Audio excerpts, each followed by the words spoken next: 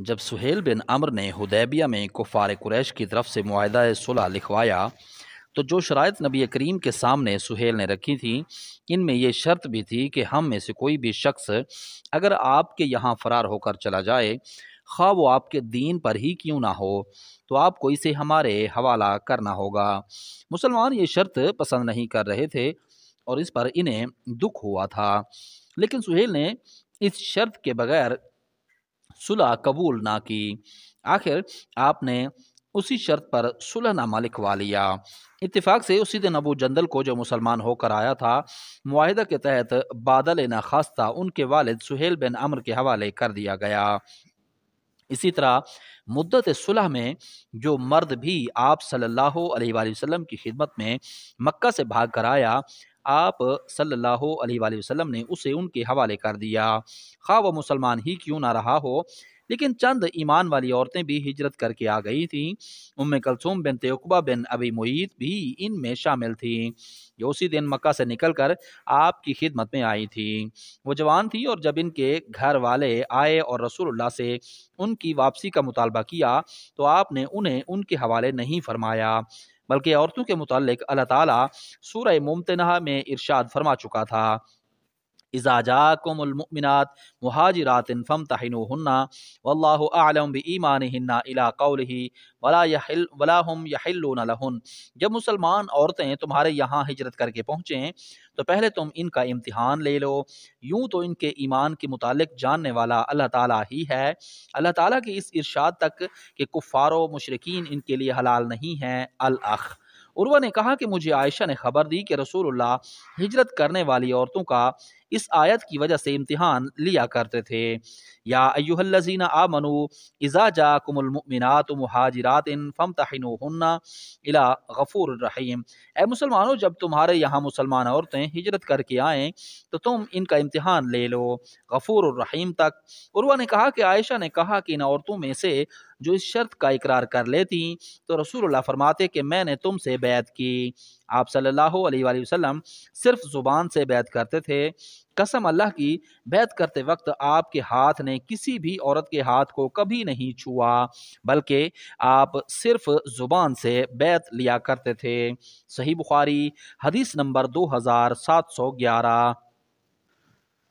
मैंने रसूलुल्लाह सल्लल्लाहु अलैहि वसल्लम से बैत की तो आपने मुझसे हर मुसलमान के साथ खैर ख्वाही करने की शर्त पर बैत की थी। सही बुखारी हदीस नंबर 2714। रसूलुल्लाह सल्लल्लाहु अलैहि वसल्लम ने फरमाया, जिसने कोई ऐसा खजूर का बाग बेचा जिसकी पैवंदकारी हो चुकी थी तो इसका फल उस साल के बेचने वाले ही का होगा। हाँ, अगर खरीदार शर्त लगा दे तो फल समेत बै समझी जाएगी। सही बुखारी हदीस नंबर 2716। बरीरा आयशा के यहाँ अपनी मकातिबत के बारे में उनसे मदद लेने के लिए आईं। उन्होंने अभी तक इस मामले में अपने मालकों को कुछ दिया नहीं था। आयशा ने उनसे फरमाया कि अपने मालकों के यहाँ जाकर इनसे दरियाफ्त करो, अगर वो ये सूरत पसंद करें कि तुम्हारी मकातिबत की सारी रकम मैं अदा कर दूँ और तुम्हारी विला मेरे लिए हो जाए तो मैं ऐसा कर सकती हूँ। बरीरा ने इसका तज़किरा जब अपने मालकों के सामने किया तो उन्होंने इनकार किया और कहा कि वो आयशा अगर चाहें तो ये कार सवाब तुम्हारे साथ कर सकती हैं, लेकिन विला तो हमारे ही रहेगी। आयशा ने इसका जिक्र रसूलुल्लाह से किया तो आपने इनसे फरमाया कि तुम इन्हें खरीद कर आज़ाद कर दो, विला तो बहरहाल उसी की होती है जो आज़ाद कर दे। सही बुखारी हदीस नंबर 2717। मुझसे जाबिर ने बयान किया कि वो एक गज़वा के मौके पर अपने ऊँट पर सवार आ रहे थे। ऊँट थक गया था। नबी करीम का उधर से गुजर हुआ तो आपने ऊँट को एक ज़रब लगाई और इसके हक़ में दुआ फरमाई। चुनांचे ऊँट इतनी तेज़ी से चलने लगा कि कभी इस तरह नहीं चला था।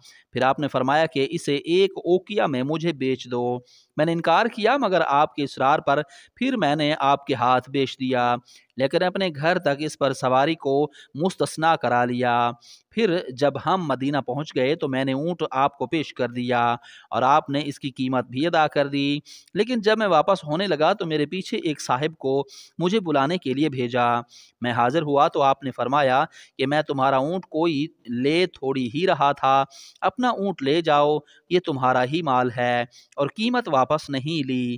شعبہ نے مغیرہ کے واسطے سے بیان کیا، ان سے عامر نے اور ان سے جابر نے بیان کیا کہ رسول اللہ نے مدینہ تک اونٹ پر مجھے سوار ہونے کی اجازت دی تھی۔ اسحاق نے جریر سے بیان کیا اور ان سے مغیرہ نے کہ جابر نے فرمایا تھا، بس میں نے اونٹ اس شرط پر بیچ دیا کہ مدینہ پہنچنے تک اس پر میں سوار رہوں گا۔ عطا وغیرہ نے بیان کیا کہ رسول اللہ نے فرمایا تھا، اس پر مدینہ تک کی سواری تمہاری ہے۔ ابو ہریرہ نے بیان کیا کہ انصار رضوان اللہ علیہم نے نبی کریم کے سامنے مواخذات کے بعد یہ پیشکش کی کہ ہمارے کھجور کے باغات آپ ہم میں اور ہمارے بھائیوں مہاجرین میں تقسیم فرما دیں، لیکن آپ نے فرمایا کہ نہیں۔ اس پر انصار نے مہاجرین سے کہا کہ آپ لوگ ہمارے باغوں کے کام کر دیا کریں اور ہمارے ساتھ پھل میں شریک ہو جائیں۔ مہاجرین نے کہا کہ ہم نے سن لیا اور ہم ایسا ہی کریں گے۔ صحیح بخاری حدیث نمبر 2719۔ رسول اللہ صلی اللہ علیہ وآلہ وسلم نے فرمایا، وہ شرطیں جن کے ذریعے تم نے عورتوں کی شرمگاہوں کو حلال کیا ہے، پوری کی جانے کی سب سے زیادہ مستحق ہیں۔ صحیح بخاری حدیث نمبر 2721۔ ہم اکثر انصار کاشتکاری کیا کرتے تھے اور ہم زمین بٹائی پر دیتے تھے۔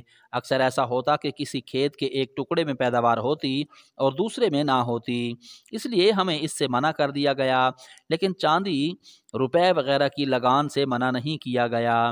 صحیح بخاری حدیث نمبر 2722۔ نبی کریم صلی اللہ علیہ وآلہ وسلم نے فرمایا، کوئی شہری کسی دیہاتی کا مال تجارت نہ بیچے، کوئی شخص نجش نہ کرے اور نہ اپنے بھائی کی لگائی ہوئی قیمت پر بھاؤ بڑھائے، نہ کوئی شخص اپنے کسی بھائی کے پیغام نکاح کی موجودگی میں اپنا پیغام بھیجے، اور نہ کوئی عورت کسی مرد سے اپنی بہن کی طلاق کا مطالبہ کرے جو اس مرد کے نکاح میں ہو، تاکہ اس طرح اس کا حصہ بھی خود لے لے۔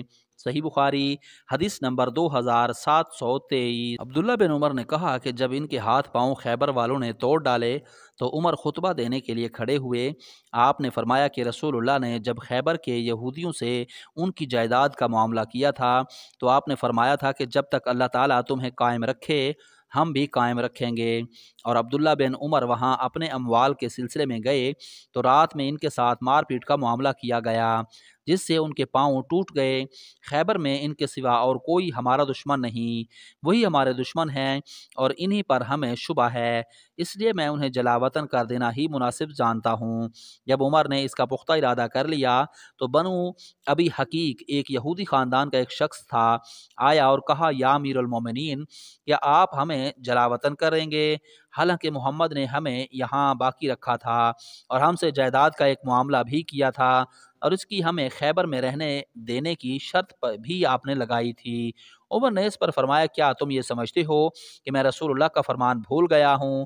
جب رسول اللہ نے کہا تھا کہ تمہارا کیا حال ہوگا جب تم خیبر سے نکالے جاؤ گے اور تمہارے اونٹ تمہیں راتوں رات لیے پھریں گے؟ اس نے کہا، یہ ابو القاسم آپ کا ایک مذاق تھا۔